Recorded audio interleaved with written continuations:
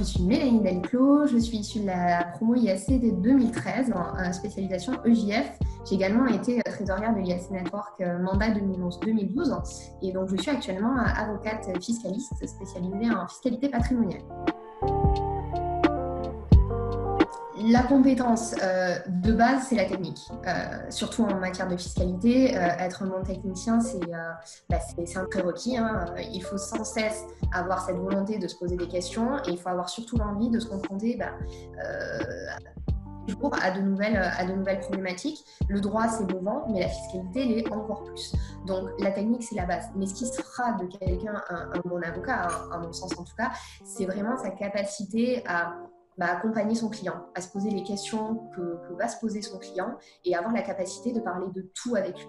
Être bon technicien, c'est bien, mais c'est la base, ça ne suffit pas. Il faut surtout être un très bon communicant et avoir cette capacité à se projeter dans l'environnement de son client.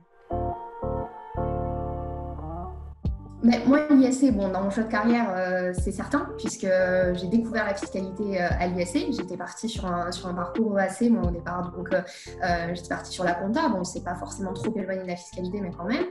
Donc, l'IAC a joué un rôle là-dedans.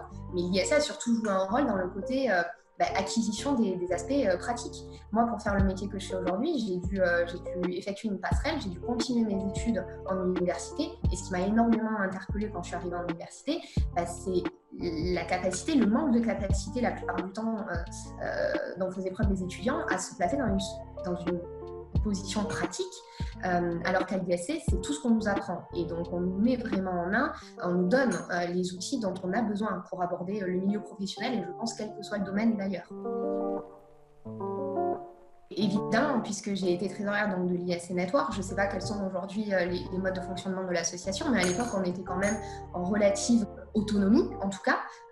Donc, pour toutes les problématiques de gestion du quotidien, gestion des étudiants, vous parlez de management, même si en tant qu'avocat, on n'est pas forcément le cœur du métier, c'est pas le management, mais on est amené de toute façon à travailler en équipe, à gérer des personnes qui travaillent au même niveau que nous ou pas. Et donc, c'est vraiment quelque chose que l'IAC nous apprend à faire, gérer les autres, se gérer soi-même et se plonger dans des situations quasi réelles en fait. Moi, je dirais déjà profitez, prenez tout ce qu'il y a à apprendre, vraiment, vous laissez pas trop aller. Moi, je pense que c'est pas une mauvaise décision, des mauvais choix que vous allez faire pendant votre scolarité à l'IAC ou ailleurs d'ailleurs, qui vont être déterminants et qui vont faire que vous allez gâcher votre vie. En revanche, il y a de vrais bons choix à faire au cours de votre scolarité et surtout à l'IAC qui vous donne de multiples outils et ça peut tout changer pour la suite.